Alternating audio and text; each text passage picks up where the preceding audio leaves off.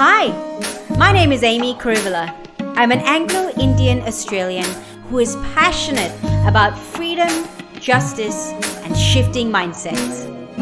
This podcast is all about giving women a chance to share their stories and the stories of others who've experienced gender-based violence, particularly in India. Come join me as I help to give these women their voices back, with the hope that they can then enter into the journey of recognizing their true value and self-worth. Hi, and welcome to another episode of the Ruby Road podcast. I'm really thrilled to have with me a very, very special guest, someone that I really admire and respect. Her name is Brinda Adige. Thank you for coming and joining us today, Brinda. Thank you very much, Amy. So before I get into the questions, I just want to let listeners know a little bit about you. I was just reading an article that you sent the other day, and I was just so blown away by all the things you've done. You have not only co-founded your own organization, Global Concerns, which we'll talk about in a little bit, but you've also spearheaded so many different initiatives. I saw that you have created the First Child Helpline in India, which is still running today. You've spearheaded a lot of training for the police. You've been involved in talks in in different nations. You've literally done so much, and it's so inspiring to me because I meet a lot of people who have a lot of passion and talk, but you're someone that I see, you not only talk the talk, but you walk the walk, and you've just made so much change in India. So thrilled to have you, and I just want to learn from you and glean off you today. Thank you, Amy, for all the kind words. And you must know that there are many, many women like me who are doing similar work in India, across India, and probably don't have the kind of opportunities that I have, or probably an Amy to get me out here and speak about all the work that we are doing just now. It always is a team. So yes, I have spearheaded a lot of work, but it is a lot of team, it's a lot of connections, and it's a lot of like-minded people with a similar passion who help us move to make that change and continue to have that change moving. So I'd like to give this credit to a lot of these other people who continue to walk alongside, believe in what I'm doing and what must be done, needs to be done. Yeah, that's so good. So I actually want to ask you, just to start off, where this passion came for you to become an advocate. Obviously, I'm assuming it came from childhood. Yes, you're very, very right. It came from childhood, and I must thank my family, especially my grandmothers on both sides and my mother. I mean, these women have continued to be my inspiration, and I've seen how they have worked. I've seen how they've gone around very challenging situations. And they are not people who were very academically qualified, but they were so educated, so much in the know of what is happening. And right now, when I think back on the three women, I look at the kind of education and the psychodynamics at that point of time. We're talking about 40, 45 years ago. They got this working. Today, of course, management gurus will say a lot of stuff about what's good leadership, how do you strategize, how do you get people to follow. But these were matriarchs who got stuff done. And I think I owe them all of my learning. That's awesome, yeah. So was there anything significant in your life as a child that really sparked that for you, that sort of desire to say, yeah, I want to be a voice for women and children? So something that sparked me, I will tell you. Later on only it became that, okay, I have to be this voice. It was, when I was in class 2 and my father was in the Air Force. So we lived in Chandigarh, which is in the north of India. Color discrimination is very, very deep and strong. So this color discrimination, me from the south, the color of my skin, people in the north are very, very fair. And I was discriminated. And it was a joke that everybody accepted. You have dark skin and you will be teased and you will be bullied and it's okay. But maybe I'm somebody characteristically, like I said, a lot of my inspiration were my grandparents. Never liked school when I was young, but my father forced me to go to school. pretty late, like when I was 7, 8 years old. Oh, Not wow. like my siblings who were in school immediately. I loved to stay with my grandparents, oscillating from my maternal grandfather and grandmother and paternal. And my life was bliss without school. So here now at 8, 8.5, I go into school. Wow. I get bullied. He said, no, this doesn't happen. So one day, while I was walking up to my classroom, one of the senior class boys came and pulled my hair and started singing a song saying, Kali Kaloti Bangan Loti. And I knew that this had to do something with my skin. So I just caught his collar and one thulp on his face. He was fair, and I suddenly found that that side of his cheek becoming red. Wow. I got very scared because I have never seen someone become like that.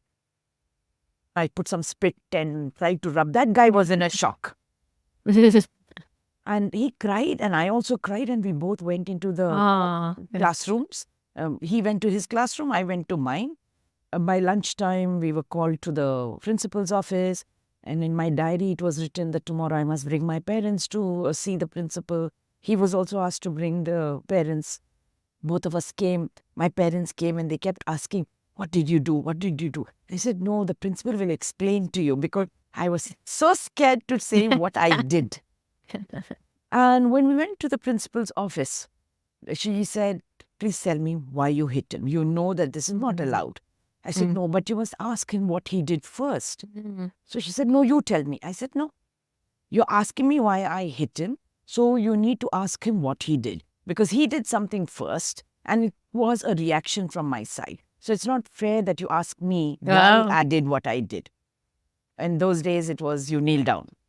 So both of us knelt down, and she asked him, and he said, everybody sings this song when they see the dark-colored skinned students we were only 4 students in that school who were dark-skinned. And so I said, I called her that name. I called her that and sang this song, and she just slapped him.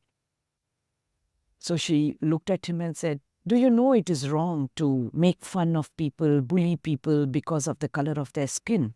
He said, no, nobody has told us it is wrong, and everybody does it. So I did it. So she then asked me, do you know it's wrong to slap somebody, hit somebody? I said, yes, I know that. Because that evening I had told my mother, I didn't tell my father. And my mother was vehemently angry. She said, that is not something that you do. You don't hit anybody. You don't slap somebody. You need to be able to talk to them. I said, but he did all this. And she said, no excuses. So I told my principal, yes, this is what it is. And she said, okay, both of you made a mistake. Now you say sorry to her and she will say sorry to you. He said, okay, sorry. I said, okay, sorry. Neither of us meant it. He didn't mean it, and I also didn't mean it. And then the principal said, you go and let the parents come in. She spoke to both the fathers had come, his and my father had come. And then we went back to class. But that afternoon, while we were sitting and having lunch, a lot of students came to see who is this student in class 2 who slapped somebody in class 4. Wow. And they said, oh, so we are not supposed to tease anybody henceforth. I said, Wow. you're not supposed to. And there was the next day, this is the 3rd day, when the principal made the announcement in the assembly that something like this had happened in our school, and she was very upset that a school of this nature, so prestigious, can get so petty about people's skin color and stuff like that. And a warning was issued that you don't do this to anybody ever again. But what I learned the next 2 days was, if you stand up for yourself, then you get to say how people must treat you and how they must not. But if we don't stand up for ourselves, then other people rarely stand up for us. Yeah. And that was a lesson that I learned. And that from then on, I knew I have to stand up for myself. My sister was studying in the same school, so I had to stand up for my sister also.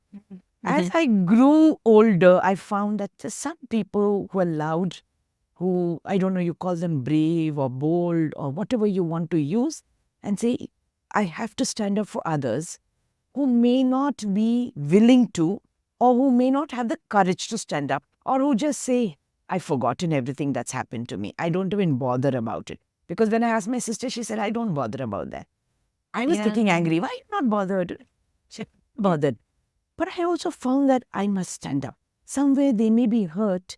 They may not show it to the world or to others, but I should stand up. So over the years, I learned to do this. In the beginning, it was only to stand up for myself.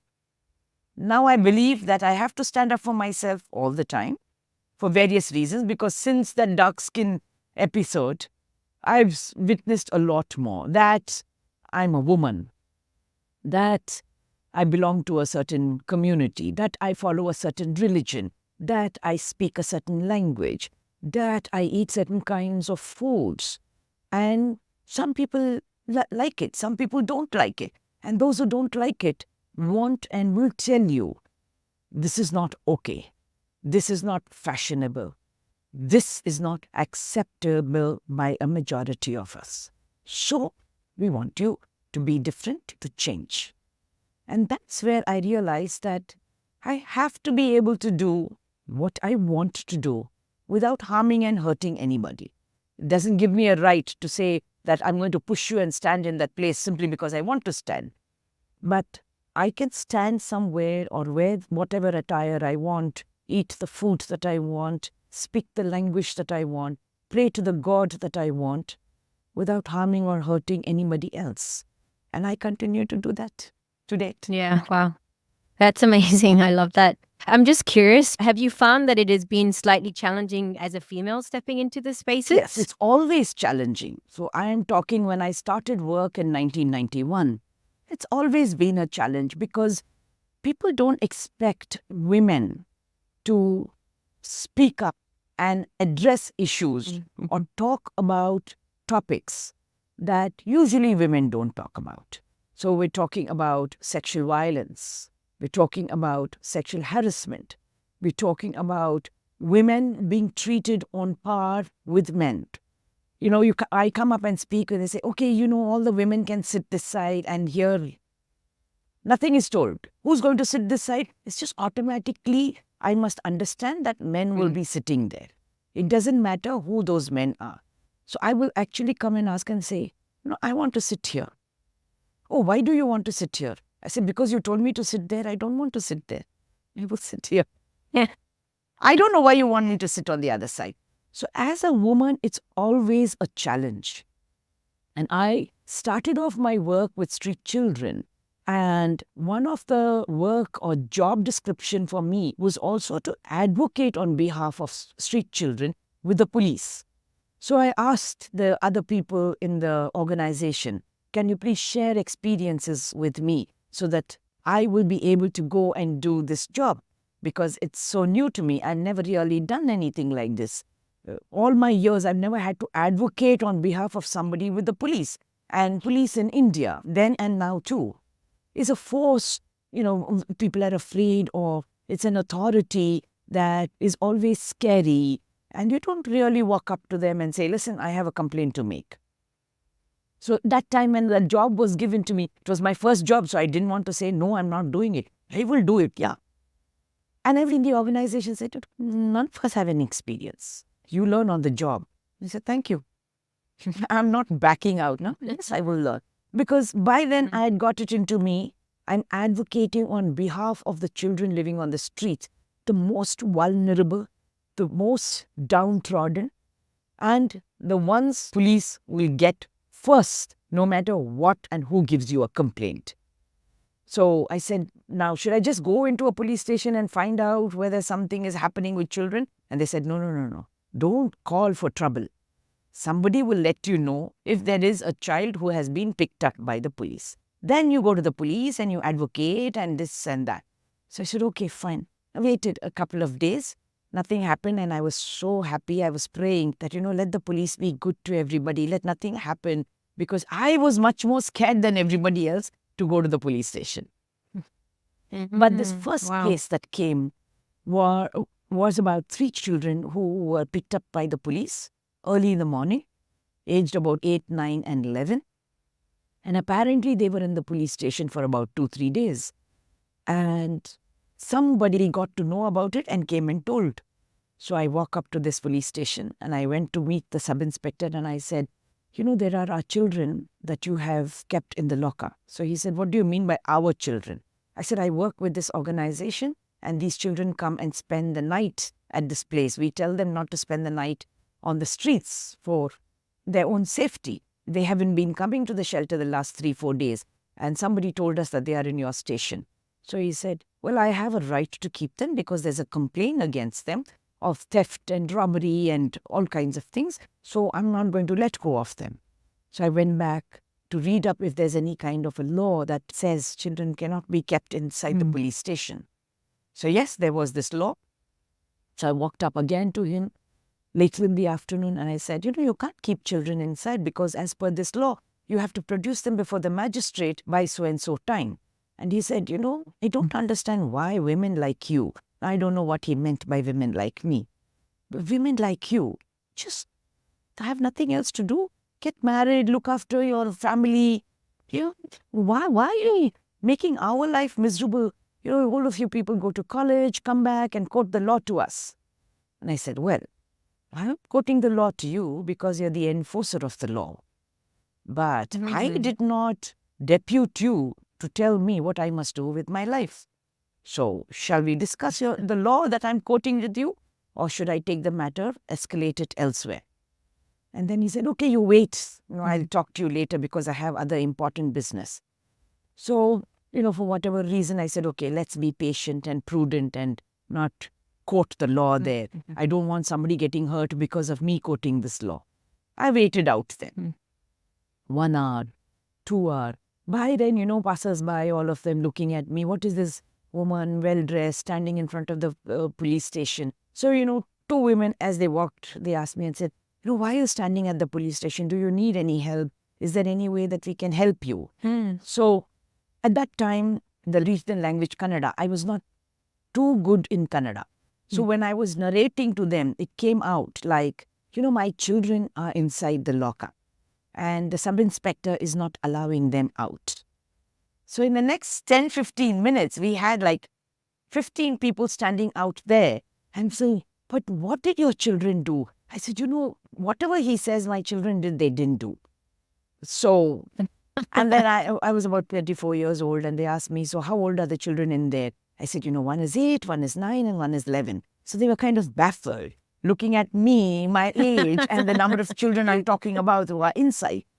And then this sub-inspector came out and said, what is all of this commotion? And he said, what are you doing there? You can't be sitting and talking to all of them.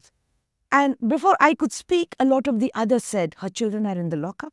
You've kept them inside for the last 4 days. And she's coming and asking you to let them out. And you're not letting them out. And this is not okay. So we want to find out who are these children and what are you doing with them? So that guy probably said to himself, there's this mob literally that's going to be coming inside the police station and I can't be answering to all of them.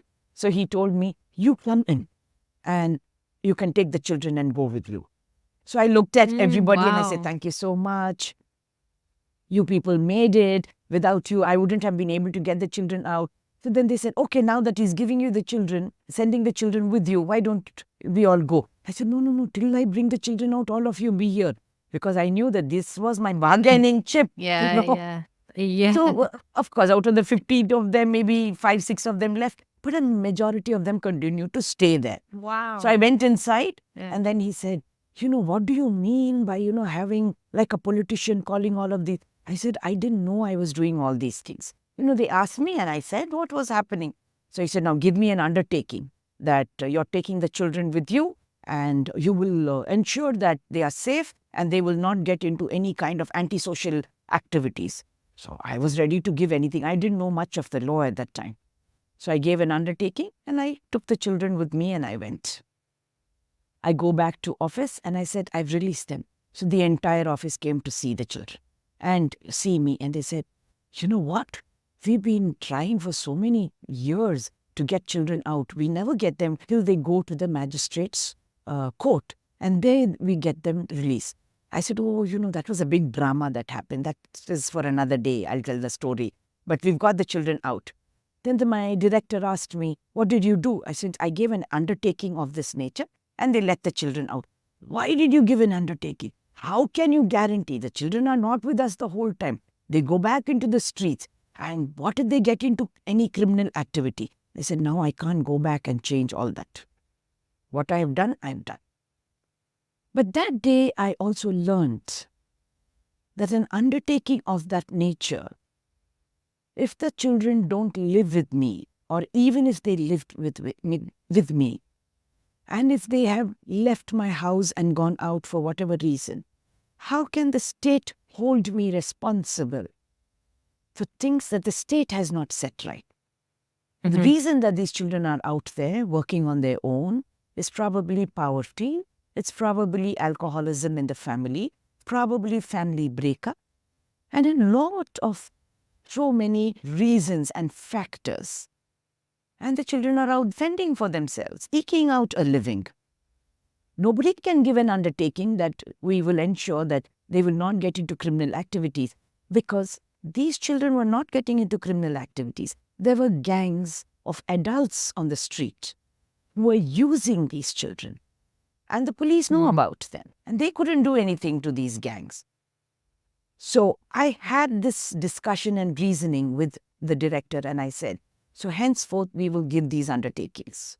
And I will do it under my name. Of course, I am a staff of your organization, so I will continue to give this phone number. But if the matter comes up in court, challenging us about any of these children, I think we should be able to argue on their behalf.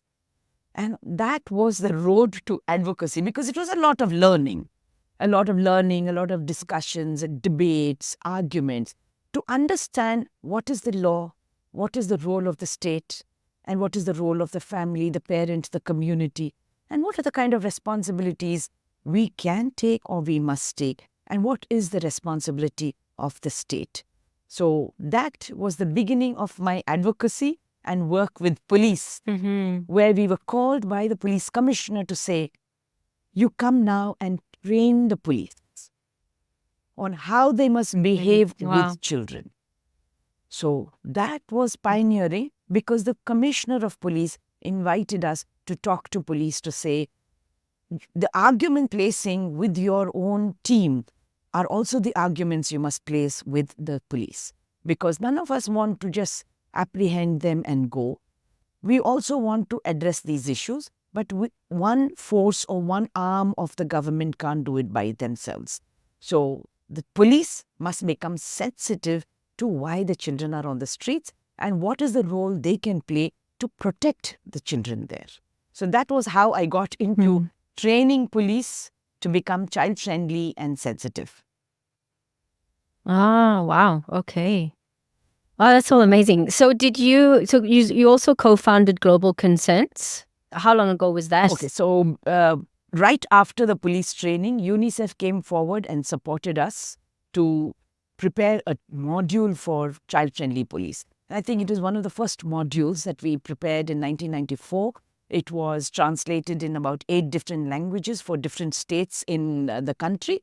And after that, I moved out of this organization that I was working with street children and went to another district in the north of Karnataka and helped my friend streamline and set up work with street children on railway platforms and how we can place them back home through a camp method. Now that method has also been institutionalized today. Once all this got done, I moved out. So I think I'm somebody who's happy to start things, ensure that they are stabilized or institutionalized, and move out. I do not like to sit in that position for too long because there's so many new things that we need to get done. From there, I came to start the helpline for children in 1997. That's correct.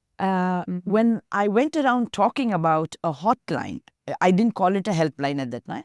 I called it a hotline for children. I met the senior officers of various departments concerning children, and all of them said in 1997 that a hotline for children in India is not going to really take off.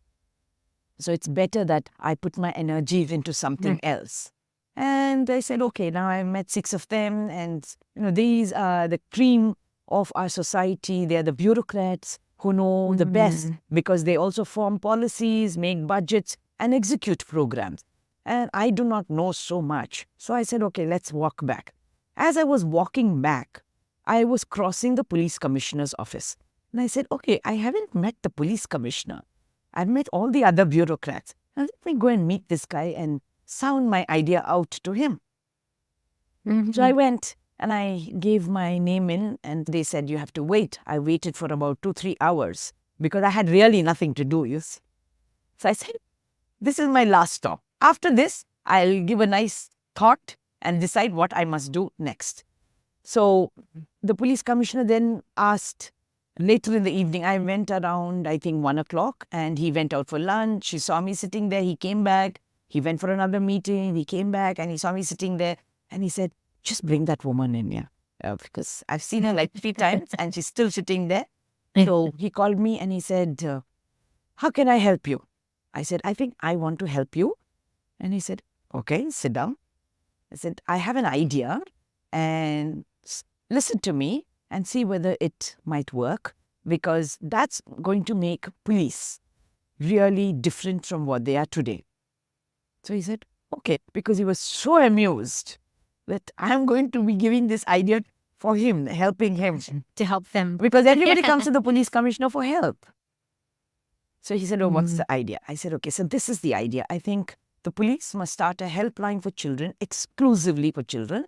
And any child in any kind of distress or crisis should be able to call the police. And I think it's the police who must now extend that help to children. For too long, the police have been known as this force that you must be afraid of, that you must be scared of. And children are usually scared. So you can now do a absolute 360 change and say, we, the police, are here for children. I don't know about others, but for children, you're there. So he said, and I was praying, having both my fingers and both my hands crossed. And I said, I'm somebody who prays a lot. And I said, Lord, let this happen. And the next second, he says, I like the idea. Can you now give me a kind of a blueprint that I could discuss with the rest of my officers? And I said, yes, I'll bring it tomorrow. He said, no, take your time. I said, no, I will bring it tomorrow. What time do you want me to come? So he said, okay, you can come sometime in the afternoon, same time. I said, okay. So I sat down and I did a lot of thinking. If I am this child, what would I want to do? If the person on the other side, I ask a question, what all should that person on the other side have as a resource? And I sat down and I made that blueprint. It was all handwritten. I walked up to him the next day. I gave it to him and he said, yes, this looks workable. But I think you have a vision, so you must explain it to all my other officers. And I said, yes, I will. Wow. So as I was explaining, ideas kept coming to me. And I gave those ideas to them. And I said, so we'll work it. And he said, is there anybody else who might be supporting this idea of yours and thinks that it is workable? I said, yes, I will try and get somebody in the next 2 days. So he said, okay, fine. So I came back and I spoke to a couple of my friends. One of them is Kavita Ratna, who is the director for advocacy in the Concern for Working Children in Bengaluru. And she said, I like this. So 2 days later, we were there, meeting with the police commissioner and giving out a more robust plan of how we could go about it. And we did this with children. We had meetings with children, we had meetings with parents, we had meetings with child laborers and street children, school children, and with other organizations, just to flesh out the idea. Because, of course, 10 minds, 10 heads together was going to give you better ideas. And we got all of those ideas. And the commissioner said, okay, the helpline will be housed inside the police commissioner's office. I will not be able to extend any kind of salaries to anybody because we really don't know how far this idea is going to actually work. So in about 90 days' time, if we are not very successful, nobody should be upset if we shut it down. So all of us unanimously said, yes, no problem. Well, after the first week, the kind of response that we got on day one was amazing. We got about 85 calls on day one when it was inaugurated on the Wow. 30th of December 1997. Of the 85 calls, 50 calls were to find out whether somebody picks up the call and responds to it. That's all. Oh, wow. The remaining 35, 15 were calls only to give me complaints and asking for help. 20 calls were information that they wanted related to so many things about children, about family, about conflicts in the family. And I knew then that this is set because it was just an idea that was waiting to happen. People out there were already ready. We were entering this area and arena and phase where people wanted to make a call and seek support and help from people willing to extend that support and help. Of course, my inspiration to some extent was also this helpline in London called Childline, where I said, okay, if they can work it out there, I'm sure we can work it here. After that, we became, a hit overnight. We were interviewed on TV, and the police, Bangalore City Police, has got a mention in the UNODC document. It's also got in the CEDAW report of the country. We went on to have a 100 marks paper for police on women and child rights and laws related. 100 marks paper for the police was something that was never there. Police learned about everything, but not about this. And that credit absolutely has to go to the then training in charge, the ADGP for training, Mr. Ajay Kumar Singh. Of course, the helpline was pioneered along with me by Mr. L. Revan Siddeya, who was the police commissioner in 1997. Subsequent police commissioners, all of them believed in this and allowed it to continue to become stronger and stronger. And this was also the way forward for the Women's Helpline, which I helped to set up along with the helpline for senior citizens. Oh, that's amazing. I didn't know that you did that. Okay. It's really good. So how did Global Concerns come about? I wanted to talk a little bit about what you do through that, because I know you've shared a little bit with me about some of the stories. But how did that come about for you?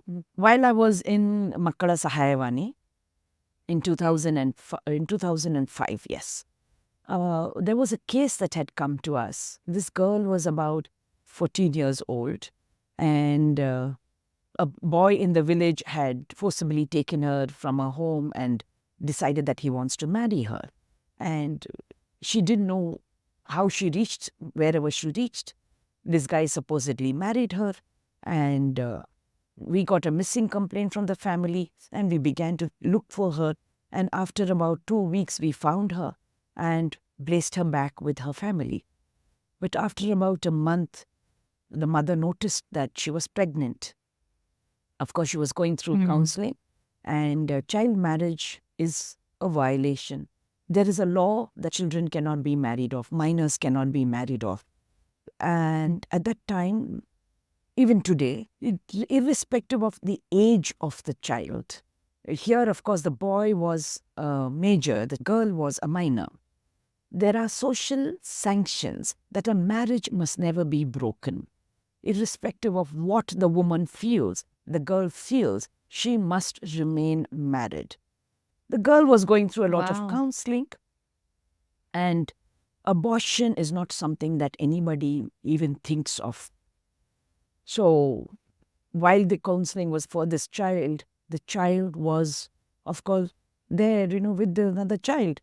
And she kept telling herself that I'm not ready. I don't want this, what is happening to me. How can I take it away? How can I wish it away, will it away? I don't want to be a mother. I have to finish my education, and I have dreams of becoming something more than what other people in my family have become. The only person to support her was her mother. usually you don't get the woman supporting. And then, because the entire village was against her, she moved out of the village and came to live in the town. And the mother had never worked. She only worked on the small farm that she had. And she left that farm, and then she said, I don't know what other work I can do here. But the only work at that time available was a construction laborer, and the mother went to do that work while the child stayed in one of the hostels. So then we said, okay, this child wants to go through an abortion. And the mother was very clear that this abortion must happen. But the boy's family continued to say that she's married. However, they got married. And that child is our first grandchild. So we want that child. But after going to court, to and fro, it was agreed that this child can have an abortion.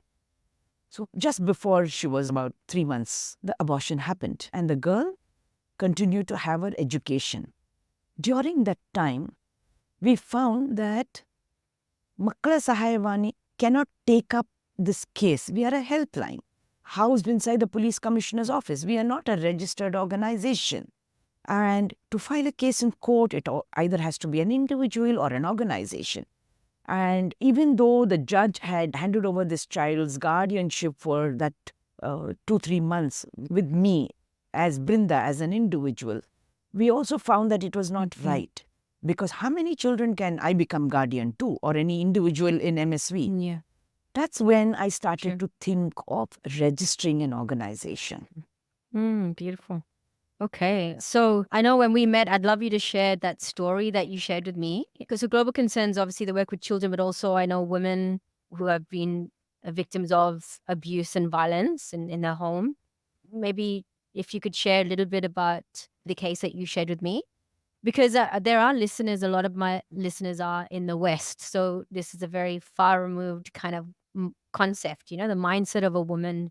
Obviously, there are women who are in gender-based violence situations, but in India, I was very surprised when you shared with me that story, which I'd love you to share if possible. Yeah. So gender disparity, gender discrimination, gender-based violence is almost an everyday affair.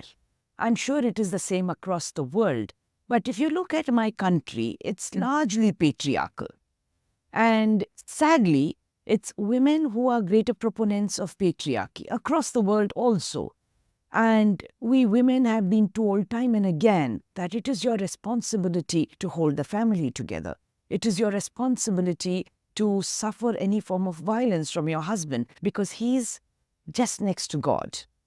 And I speak for a large majority of women from a very young age, conditioned that this woman has to hold on to everything, take the blame for everything, and ensure that anybody else doing anything wrong, it's her responsibility to make it right.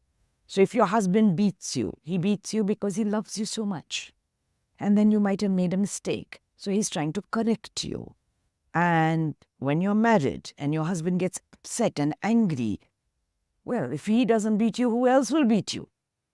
So this is something that is so internalized that I don't speak about it. I'm not allowed to speak about it. I am not looked at as a good woman who comes out and speaks about the husband or the situations of violence that she has to undergo. And this violence is of various kinds. Physical violence, of course, is there, but there is also sexual violence. So marital rape, you must not talk about something like that. You are there for your husband whenever he wants, irrespective of how your mood is or what your physical state is. It just doesn't matter. There are times where the husband would choose not to give you any money, but you still have to look after the house. This is literally an internalization that many of us go through, even today. People say that, if you're qualified and literate and you have a job, then you move out of the space of violence. But it is not true. There's a very small number that actually makes the choice and the decision to move out of that space. A large number of women continue to suffer the battered woman syndrome, where because I am loved, I'm being beaten. And if I'm being beaten, then I'm being recognized. Somebody is there to care for me. If I don't get beaten, then maybe I'm not worth living here. So in such a situation, we come across a lot of cases where women go through this kind of violence, even because they have not brought something called dowry. So dowry deaths are pretty high in my country. Dowry is money, articles, items, gold jewelry, silver articles that you bring from your mother's house when you're getting married to somebody. Often, the marriage arrangement happens based on the amount, quantity of dowry that one is bringing. Chapter closed there? No. If somebody agreed to give 100, whatever it might be, and gave you 95, the balance 5, you will have to listen to the husband and his family till you bring that 5 back into this house, your married house. So there are many women who will suffer violence because of that little amount or that little dowry they did not bring. And it could range from anything, from the kind of terrible food that somebody has cooked, to how terrible somebody looks, to their color of the skin, or their beauty, or their hair, or their nose. They will have to suffer this kind of violence, verbal insults and humiliations every day.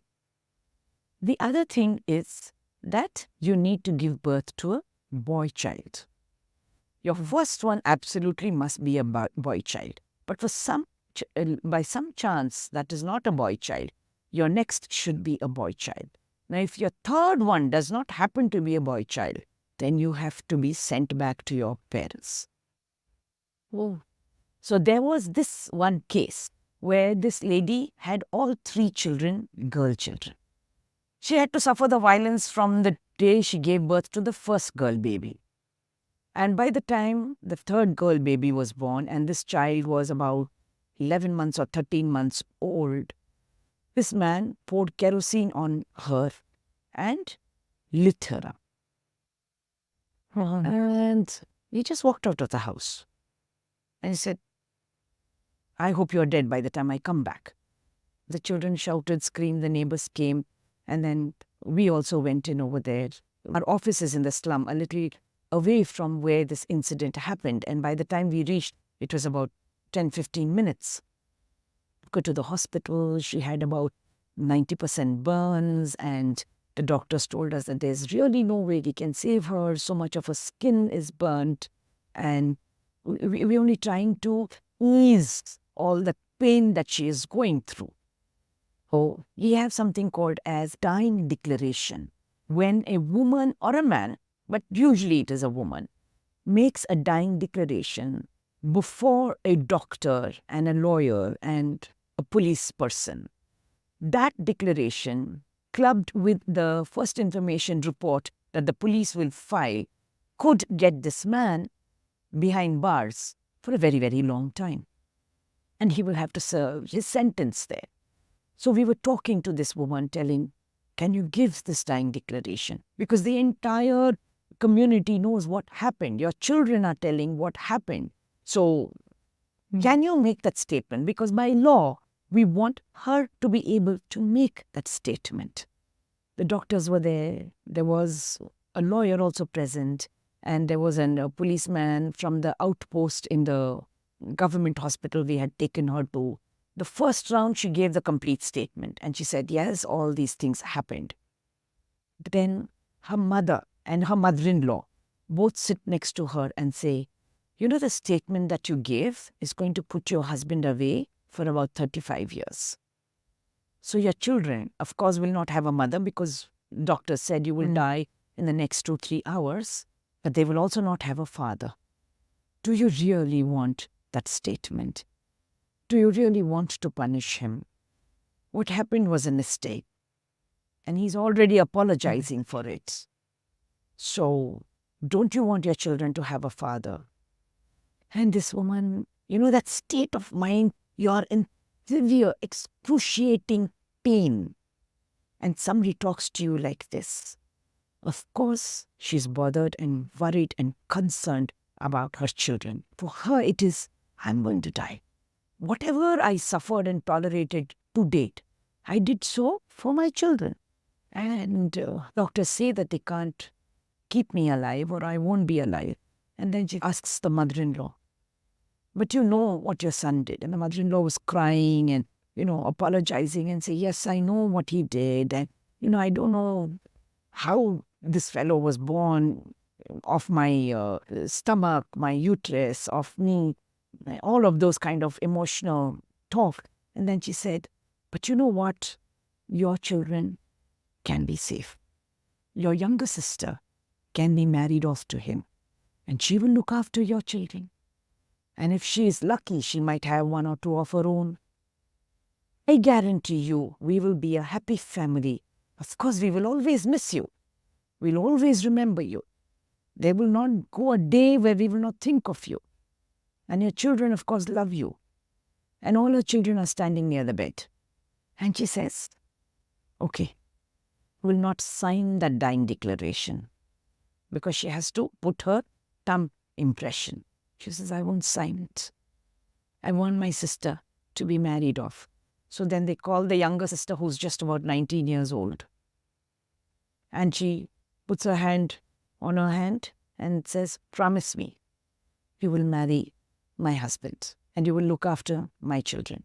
And this girl says, why are you making me promise this? I'm still in college. Yeah. And I don't want to marry your husband. I know he's such a terrible fellow.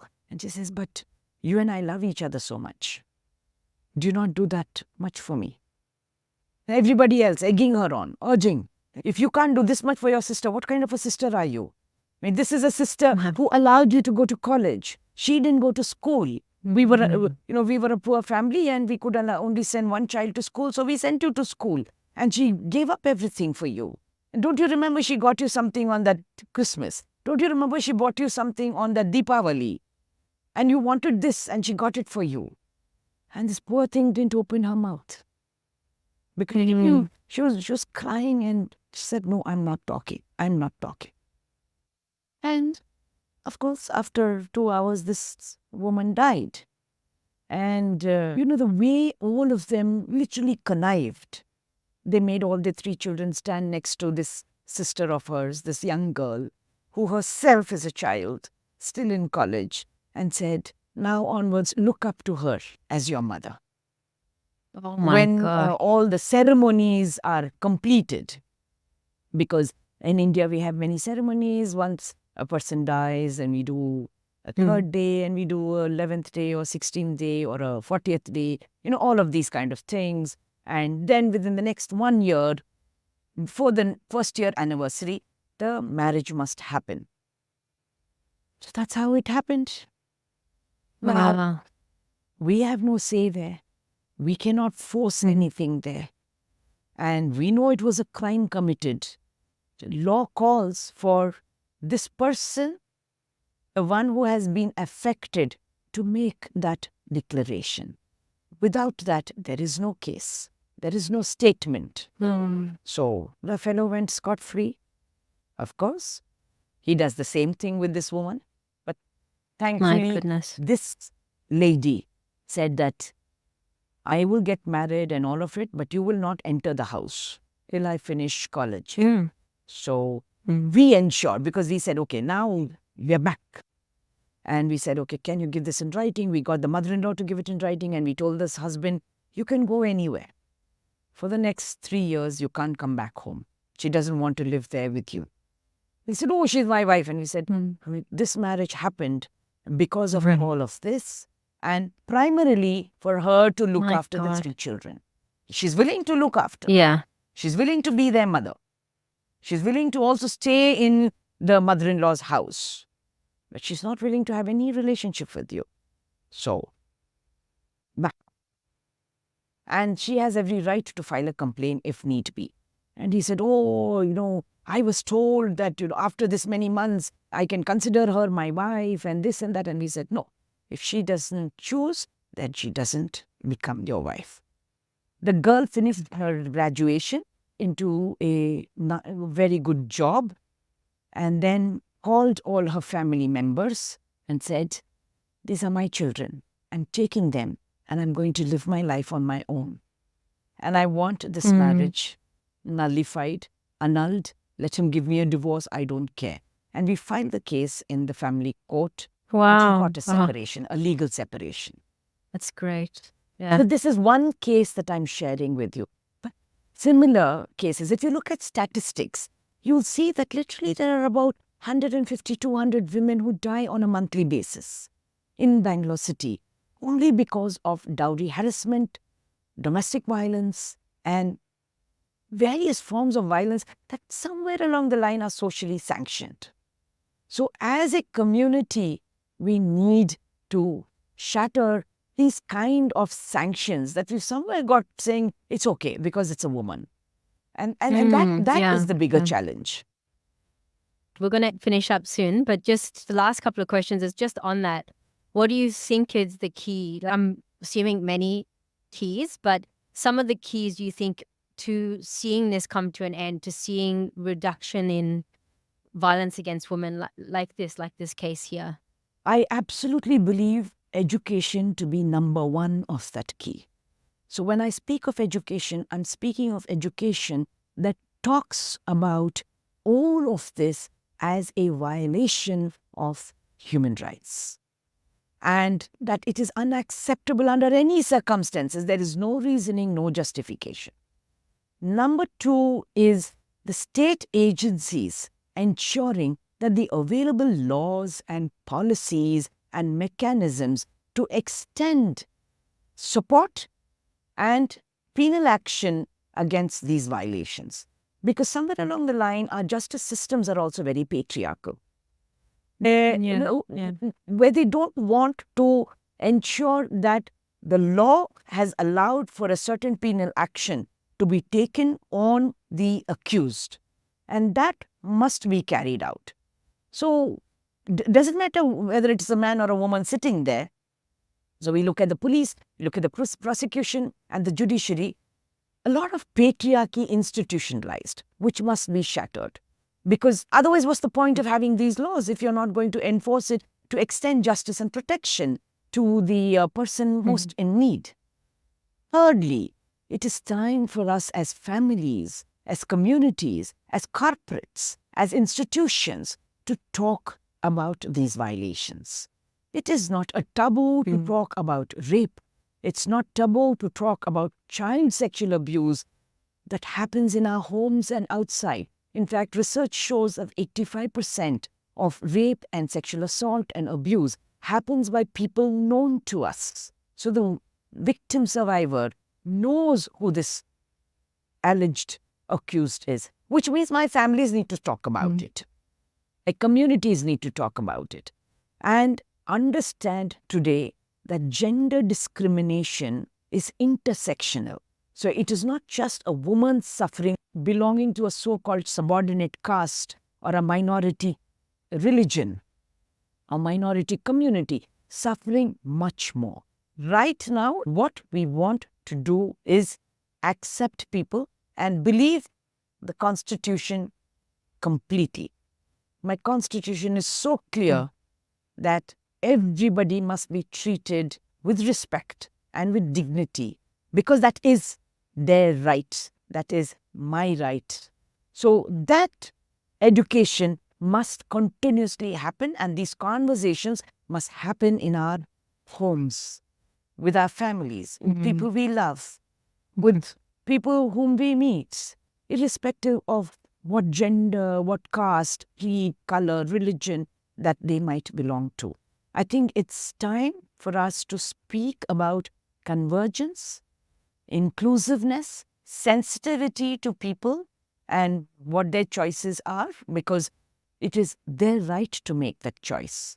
It's not for me or anybody else to tell somebody else what is right and what is wrong.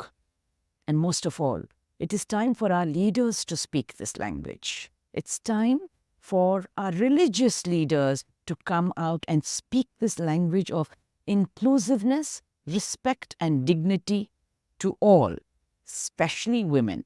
not fit us into roles they think is important. Those roles, everybody will do it. True. But the self-worth of this woman to be upheld at all costs.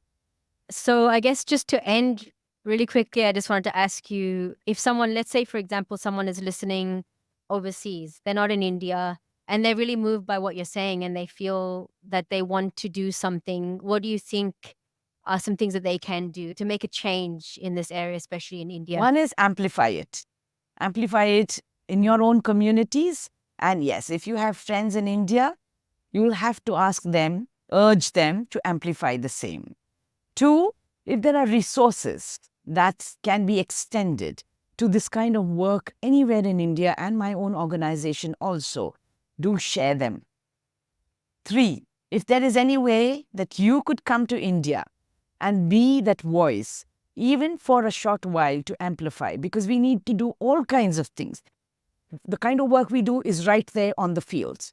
A little bit of work that we do with advocacy and policy making and working with the government. But we need more than that. We need these voices in so many different platforms. If that's your calling, come, even if it is for a brief time. Because at the end of the day, we need to tell ourselves that we are all people who want to celebrate life. Life in all its fullness. Well, thank you so much, Brinda. Really, really appreciate your time today and coming and sharing. And if people want to get in touch, would you be happy to, I can put your details there if that's okay, like your website and... Yeah. Our great. website is kind of dragging and antiquated. Okay. You can please give them my email and my phone number, and Sure. those who want to get in touch with me, most welcome. And yes, you are also welcome to come and work with us in our organization. Yeah, great. Okay. So we'll put those details on the podcast and the YouTube as well. If you want to reach out to Brinda and want to help out, you can reach out to her. Thank you so much again, Brinda. I really appreciate your time today. Thank you. Thanks. All the best. Thank you for listening to the Ruby Road podcast. We hope that you've been impacted by this episode. If you would like to find out more about the Ruby Road Project, you can visit rubyroadproject.com. You can also find us on socials at the Ruby Road Project. If you enjoyed this episode, please share it. We want to spread the awareness of this issue, and we believe that every single person can play a part in breaking the cycle of gender-based violence. That includes you. We'll see you next time.